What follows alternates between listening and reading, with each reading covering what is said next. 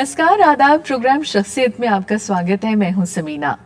तेरे होते हुए महफिल में जलते हैं चिराग, तेरे होते हुए महफिल में जलते हैं चिराग, लोग क्या सादा हैं, सूरज को दिखाते हैं चिराग। ऐसे ही चिराग है वो जिनकी रोशनी और जिनकी चमक से जर्रा जर्रा रोशन हो जाता है। आवाज ऐसी जिसे सुनकर दिल को सुकून पहुंचता है। पूर्वी अंग की मशहूर गायिका और ठुमरी से है जिनकी खास पहचान और जिन्हें लोग प्यार से कहते हैं अप्पा।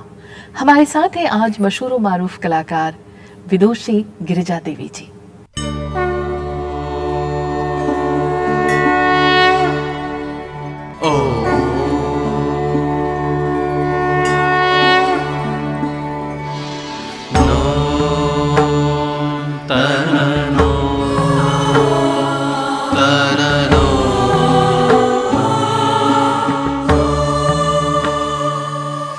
बनारस की सरजमी, मंत्रों का उच्चारण, एक रूहानी मंजर। प्राचीन नगरी जहां वेद और ऋचाओं के साथ साथ गीत संगीत रूह में बसता है और इसीलिए बनारस घराना हिंदुस्तानी मौसीकी में एक आला मकाम रखता है। और इस घराने का एक ताबिंदा सितारा गिरिजा देवी।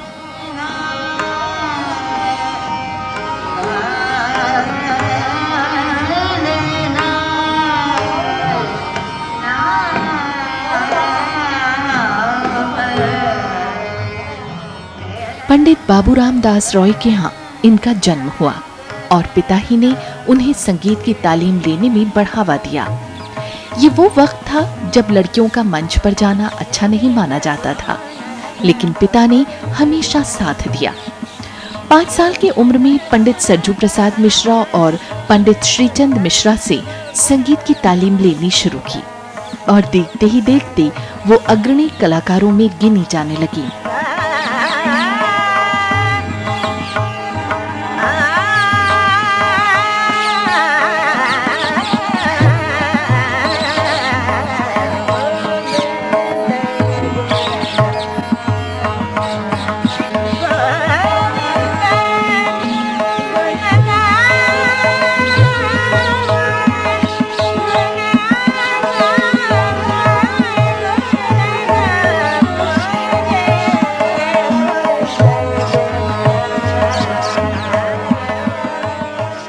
ठुमरी गायन, टप्पा, कजरी में तो उनका कोई सानी ही नहीं।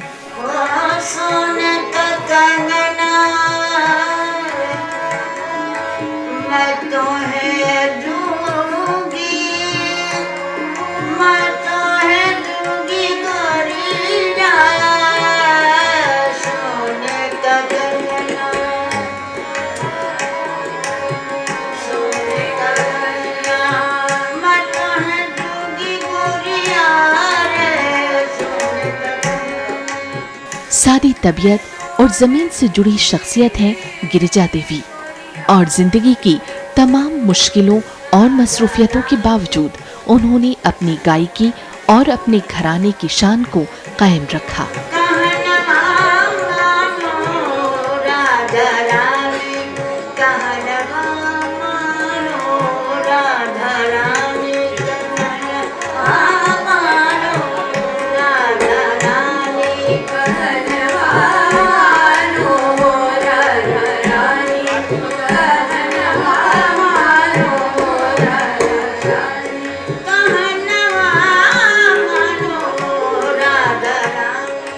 बहुत बहुत स्वागत है गिरिजा जी, खुश आमदीद।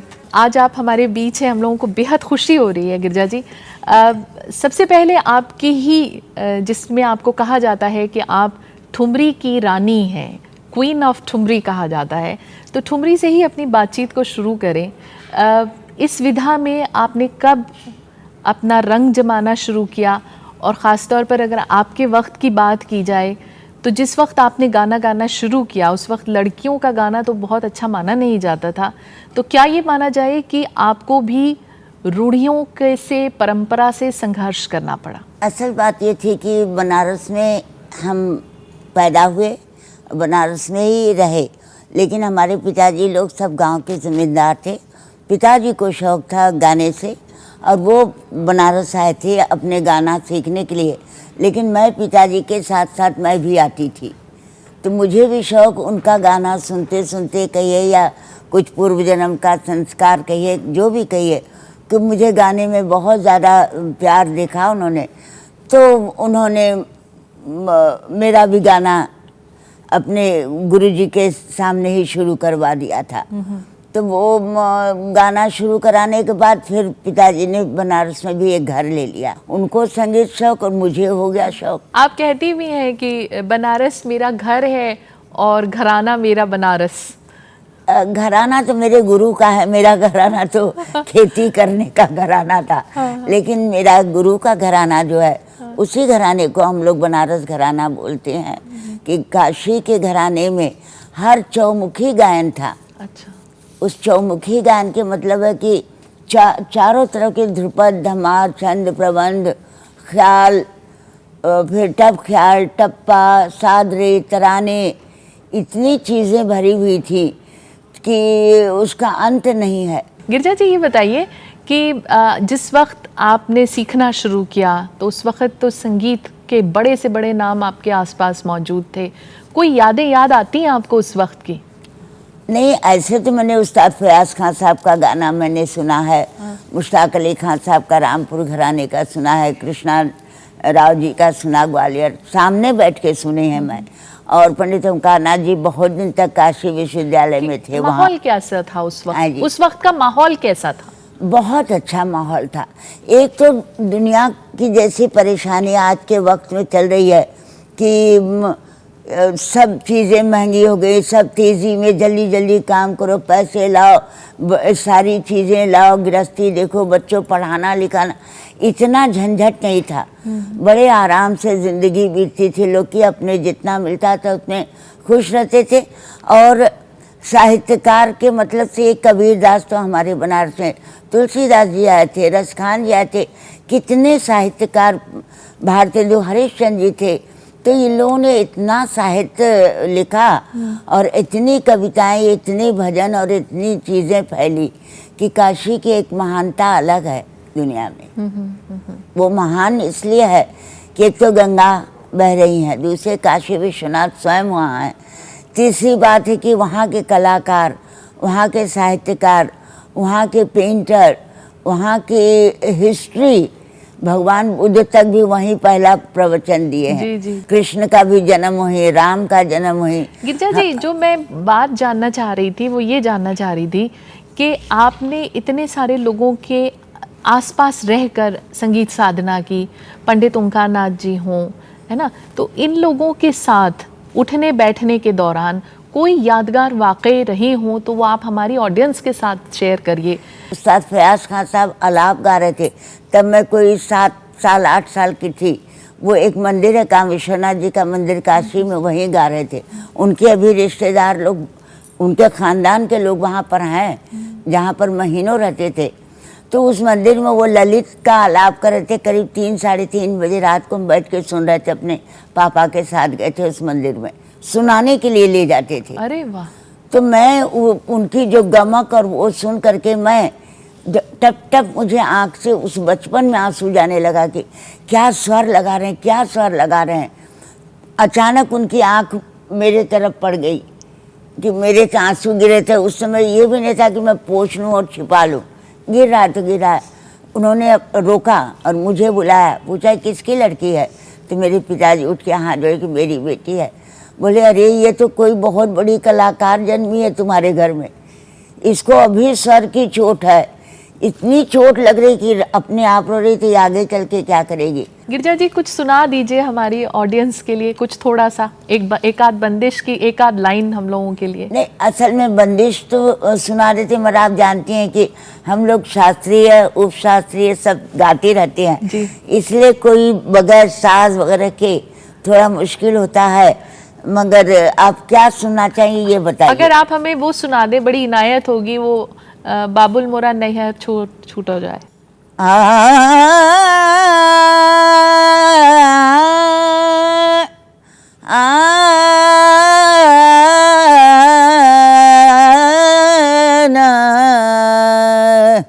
बाबुल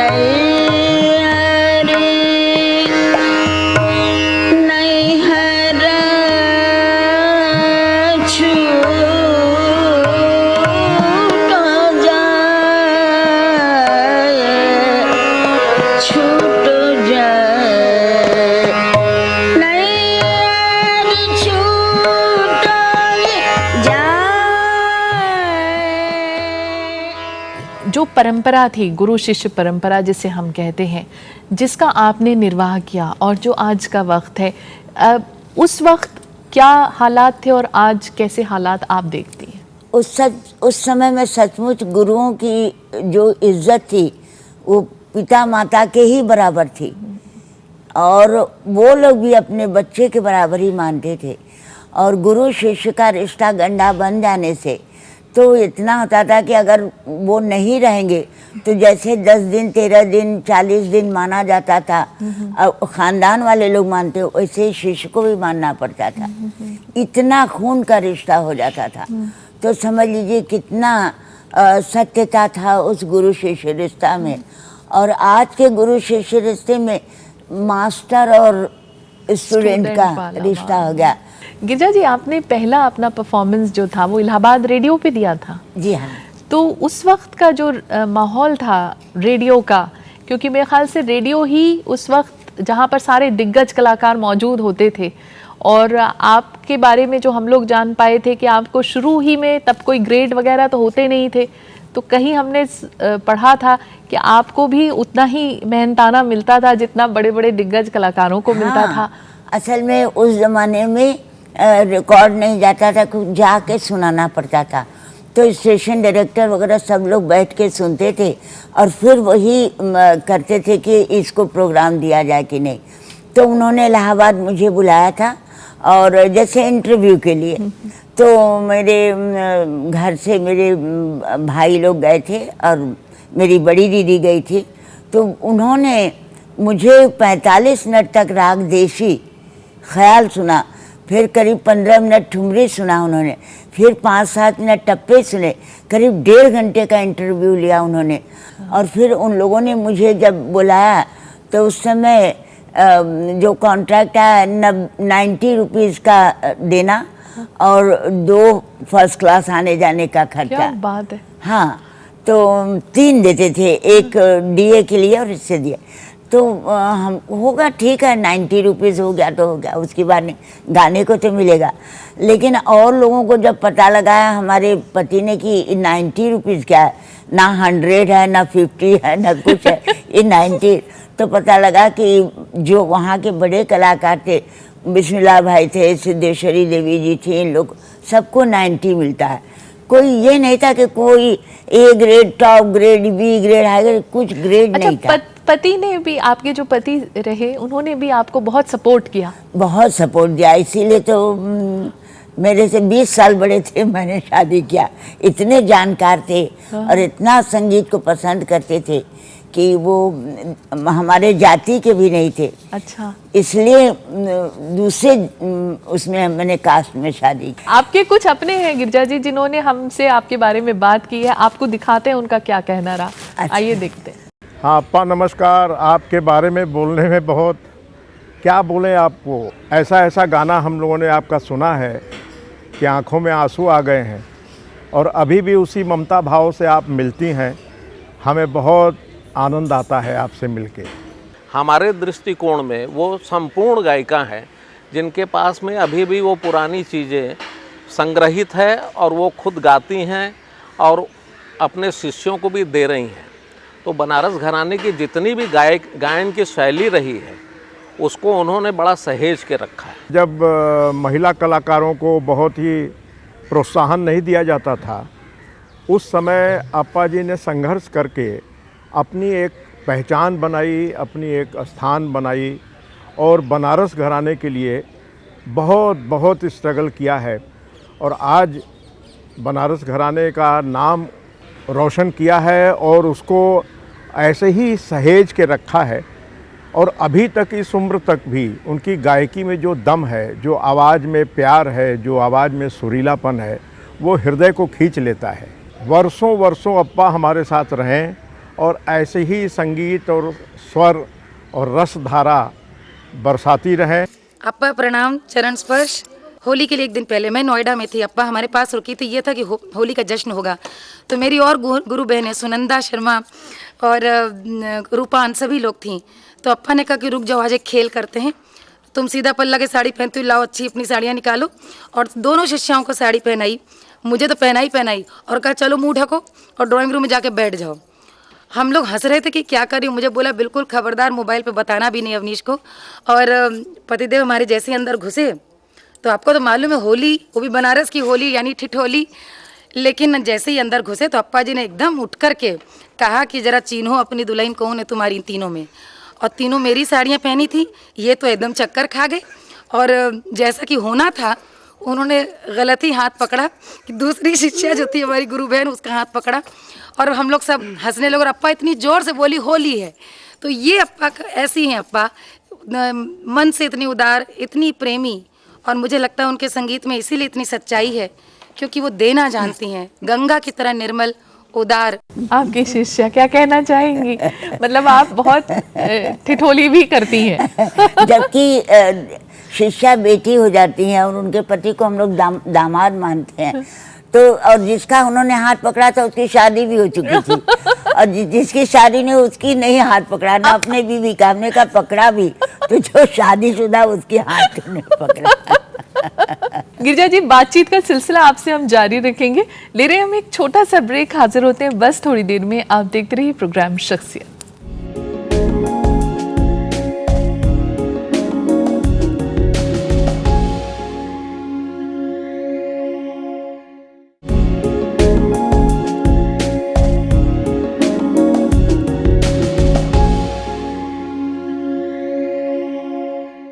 और ब्रेक के बाद आपका एक बार फिर स्वागत है।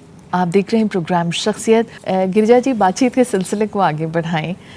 आपको ठुमरी क्वीन कहा जाता है, ठुमरी की रानी कहा जाता है।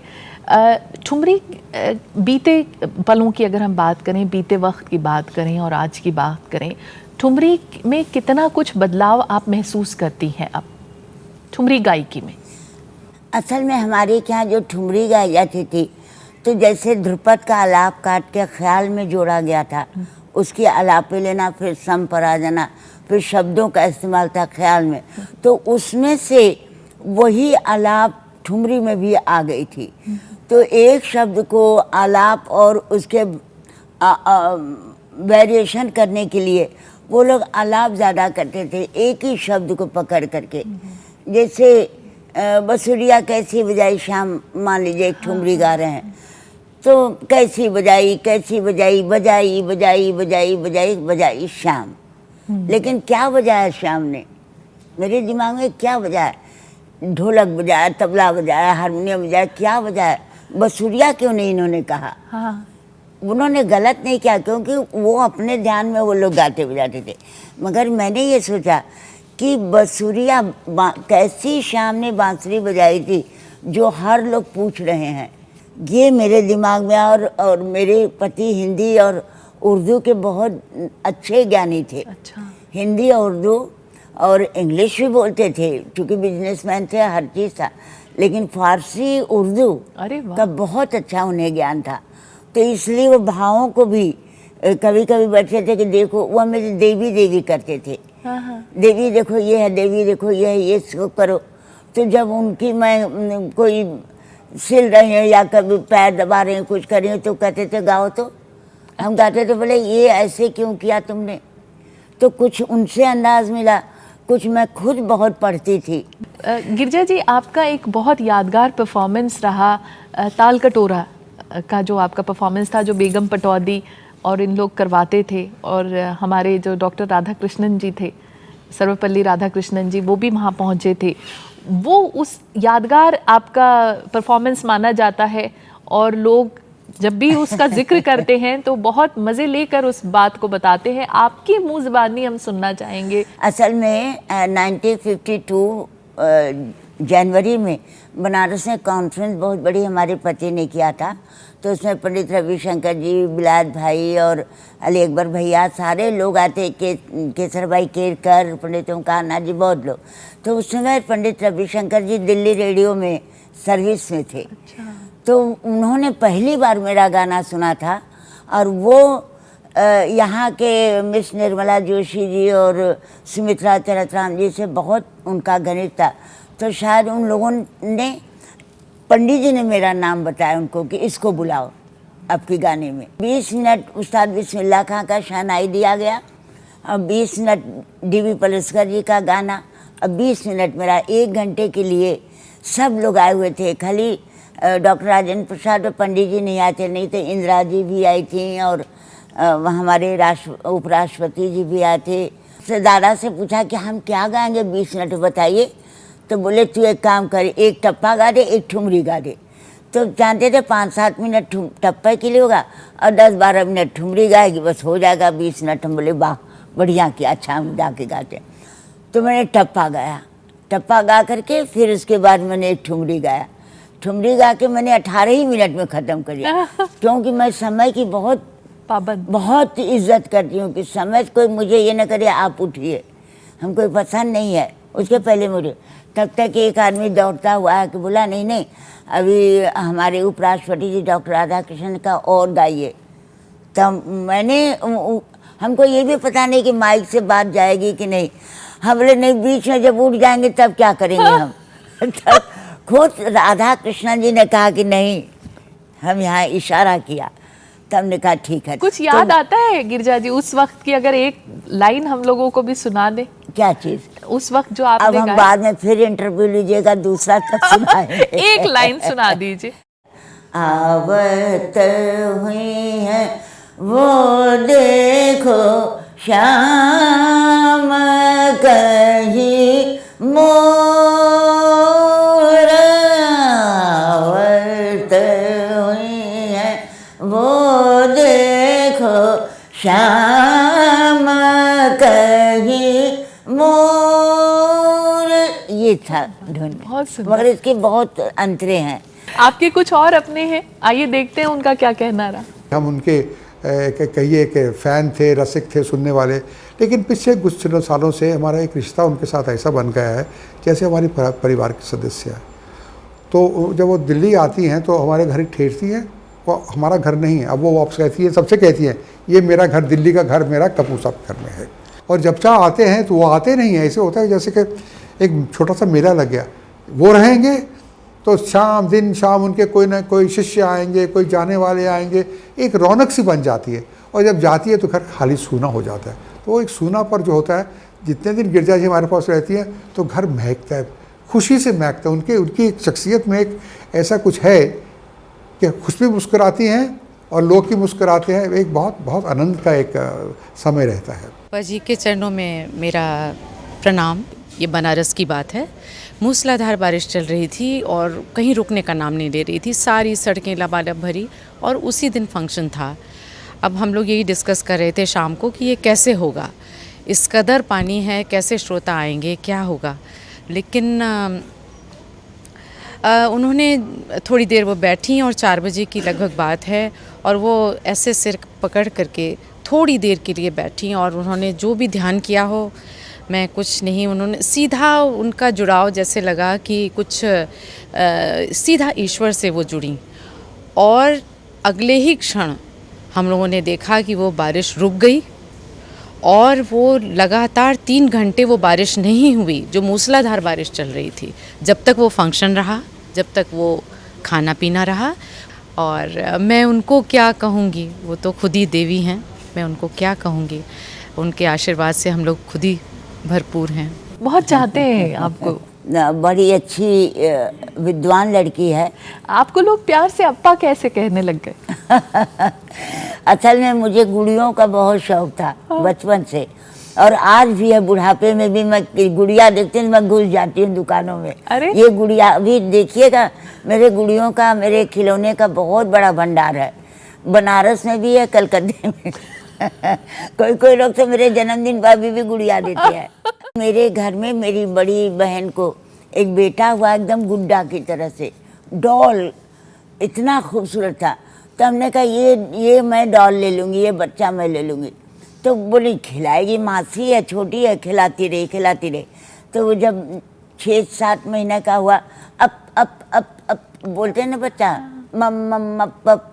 तो जब अप करे मैं हाँ करूँ, फिर पा करते वही शुरू किया अप्पा मुझे। और फिर मेरे घर वाले लोग अप्पा करने, फिर मेरे मास्टर साहब जो मुझे मैट्रिक इंटरमीडिएट पढ़ाते, वो लोग जो आते थे कोई, सब अप्पा। फिर हमारे गुरुजी के जितने बच्चे हुए सब अप्पा। फिर शहर में हो गया अप्पा। फिर विदेशों में भी जाकिर वकीर भैया सब मुझे अप्पा ही बोलते हैं। अच्छा, मुझे ये बताइए गिरिजा देवी जी कि आज के युवा कलाकारों को आप कुछ कहना चाहेंगे हमारे मंच से? युवा कलाकारों के इतने ही कहना चाहेंगे कि जो संगीत सीखना चाहते हैं, चाहे वाद्य हो, चाहे नृत्य हो, चाहे गायन हो, एक चीज़ ले करके और उसको ये सोच लें कि हमें अपना पूरा जीवन डालना है इसमें। आपने ये क्यों कहा कि घरानों की परंपरा खत्म हो रही है अब? नहीं, घरानों की परंपरा खत्म नहीं हो रही है, लेकिन घराने की परंपरा को मिक्स कर दिया गया है। आजकल कोई बच्चे नहीं, जिसमें पब्लिक ताली बजा दे वही चीज़ कर जाओ। आपको फिल्में देखने का शौक है? बहुत नहीं, सीरियल वरियल देख लेते हैं कोई कोई, जैसे रामायण हुआ, जैसे और कोई भगवान या तो खुदा का या फिल्म ऐसा। कभी पुराने वक्त में कोई फिल्म देखी थी? हाँ देखते थे, हमको हिस्टोरिकल फिल्म बहुत पसंद कोई थी। गाना सुना दीजिए एक आध। अरे भैया वो सब तो भी मुश्किल हो जाता। एक लाइन नहीं, जैसे वो था ना, एक में अशोक कुमार ने गाया था, पूछो न कैसे मैंने रहन बिताई, पूछो न कैसे मैंने रहन बिताई, एक पल जैसे एक जुग बीता, एक पल जैसे एक जुग बीता, जुग बीते नींद न आई, पूछो न कैसे मैंने दिन बिताई। गिरिजा जी, आज आप हमारे बीच आई और हम लोगों के साथ इतना वक्त गुजारा, बहुत आभार, बहुत बहुत शुक्रिया। बहुत बहुत आपको भी धन्यवाद है कि आप ऐसी चीज़ कर रही हैं कि हमारे आगे आने वाले बच्चों को उससे कुछ उन्हें आराम मिले और कुछ उन्हें सीखने का भी मौका मिले। बहुत अच्छा ये आप लोगों ने प्रोग्राम शुरू किया है, बहुत शुक्रिया, बधाई। बहुत शुक्रिया। धन्यवाद। तो शख्सियत में आज फिलहाल इतना ही। एक और ताबिंदा सितारे के साथ आपसे होगी जल्द मुलाकात। इजाज़त दीजिए, नमस्कार, आदाब।